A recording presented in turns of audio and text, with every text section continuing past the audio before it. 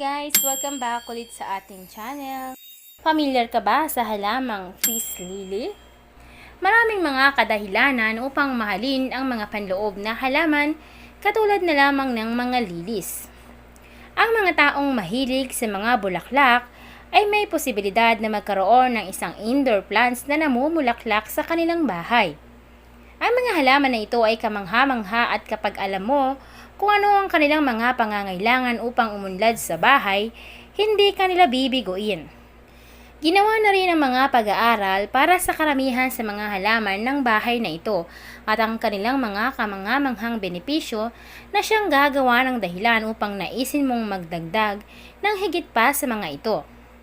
Maraming mga kadahilanan upang mahalin ang mga panloob na halaman, tulad ng mga lili na nagmumula sa lahat ng uri ng mga varieties. Ang peace lily ay nangunguna rito, hindi lamang para sa mababang pagpapanatili nito, ngunit ito rin na isang showy na halaman. Kaya naman sa videong ito, malalaman mo ang higit pang mga kadahilanan na kailangan mong magdagdag ng isang peace lily sa iyong tahanan. Number 1. Nililinis nito ang hangin. Isa sa maraming pakinabang na ibinibigay nito sa kalusugan ng tao ay nililinis nito ang hangin. Ang bahay ay kilala na mayroong maraming mga pollutant na naroroon na nagiging sanhi ng maraming mga issue sa kalusugan. Bagaman maraming tao ang hindi nakakaalam tungkol dito dahil hindi nila direktang nalalanghap ang mga chemical na ito, tulad ng panlabas na hangin, ang panloob na hangin ay maaaring maging noxious. Sa makatuwid, sa pamamagitan ng pag-aalis ng anumang mapagkukunan ng mga pollutant at tamang ventilasyon, maaari mong kontrolin ang mga nakakapinsalang gas at VOC na ito. Ang mga halaman sa bahay tulad ng peace lily, na kilala rin bilang mga halaman ng cobra, na maaring makatulong din in aiding upang mabawasan ang mga ito. At ayon sa isang eksperimento sa NASA, ang mga pollutant katulad ng benzene, xylene, carbon monoxide at formaldehyde ay ilan lamang sa maaring masipsip na isang peace lily. Sa makatuwid, sa pamamagitan ng pagtanggal ng 60% ng mga pollutant bilang kapalit, ginagawang angkop ang hangin para sa paghinga sa pamamagitan ng pagdaragdag ng moisture dito. Ikalawang dahilan, ito ay isang low maintenance na halaman. Habang pinipili mo ang mga palamuti sa bahay dahil maraming mga tao ang bumabalik ngayon, lalo na sa mga panloob na halaman, nais ng bawat isa sa isang mababang pangangalaga na maaring mapaunlakan ang kanilang abalang schedule. Ang peace lily ay isang kamangha-manghang halaman ng bahay na maaari mong piliin dahil nananatili pa rin ito kahit na nakalimutan mo ang pagdidilig o pagtutubig sa kanila. Bukod dito, maaari itong mabuhay ng walang sikat ng araw at gumamit lamang ng mga maliwanag na panloob na ilaw mula sa hindi tuwirang sikat ng araw. At bilang karagdagan sa magandang hitsura ng mga makintab na birding dahon at malalaking puting bracts, ang isang peace lily ay isang kamangha-manghang panloob na halaman dahil sa mga mababang pangangailangan nito. Sa makatuwid, karamihan sa mga growers ng mga panloob na halaman ay pipiliin ito bilang isang malinaw na pagpipilian. Ikatlong dahilan, inaabsorb nito ang acetone vapors. Bukod sa mga pollutant na nagmumula sa labas tulad ng nabanggit sa unahan ng video na ito, ang halaman ng peace lily ay pinoprotektahan tayo mula sa mga ito. Makakatulong din ito na protektahan ka mula sa mga nakakapinsalang mga vapors na mga produktong ginagamit mo sa bahay. Ito ay mula sa acetone at alcohol na may nakakapinsalang epekto sa iyong kalusugan.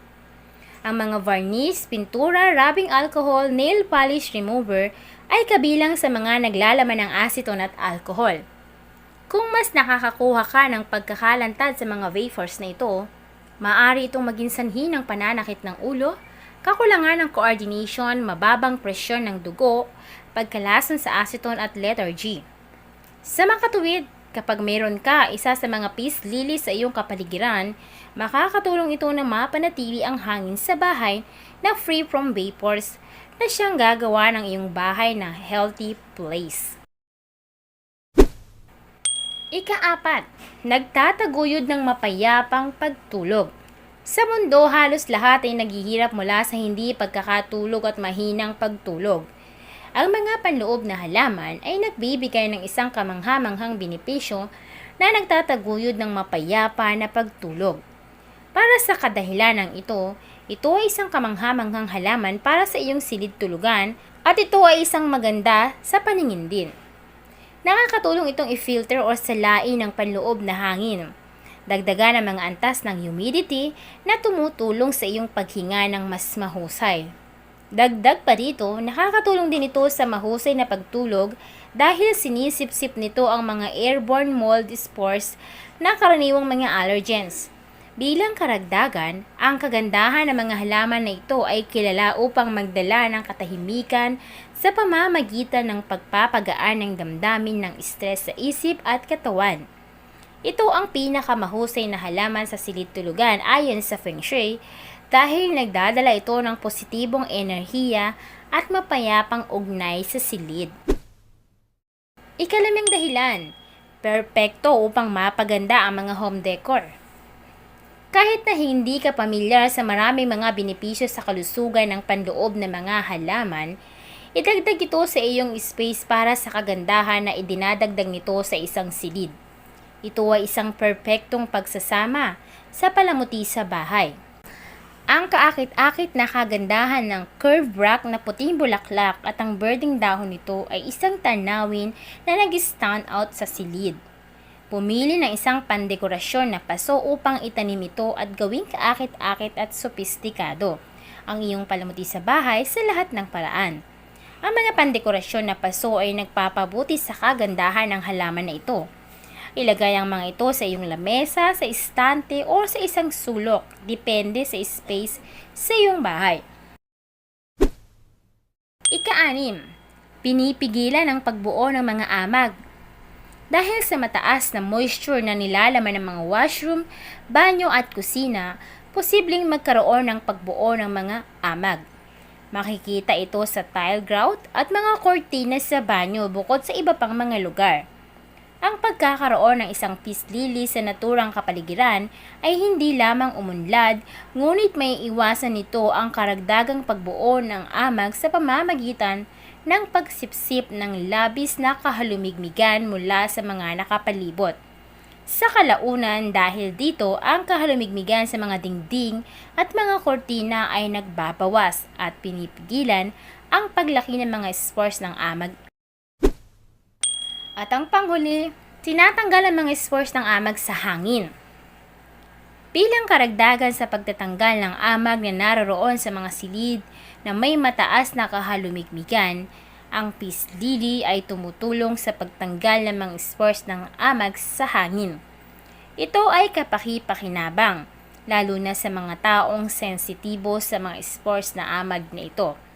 Halimbawa, ang pagkakalantad sa mga spores ng amag ay humahantong sa pangangati ng mata, pag-ubo, pagbahing, pangangati ng lalamunan, pangangati ng balat at iba pa.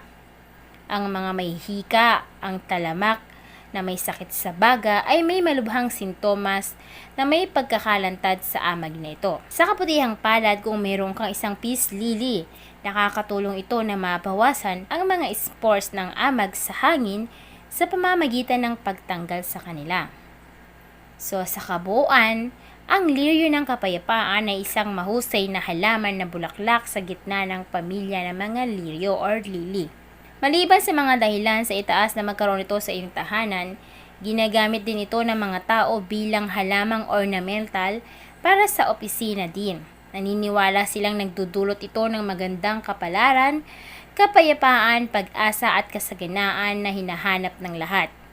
Gayun din, kilala ito upang maalis ang nakakapinsalang radiation mula sa mga computer at television. Sa makatuwid, ito ay isang perpektong regalo sa isang tao para sa kanilang mga space at pati na rin para sa iyong tahanan. So yun lamang guys, ang ilan sa mga dahilan kung bakit dapat magkaroon tayo ng peace lily sa ating bahay. So bukod sa maganda ang dulot nito sa ating kalusugan, may taglay din pala itong positive energy at mga pampaswerte.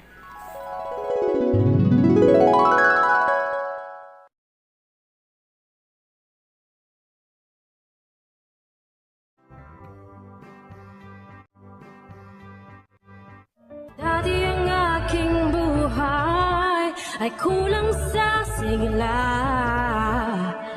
Gandang taglay ko ay hindi nila makita, ngunit nang ikaw ay makilala, ang beauty ko'y lililingon na.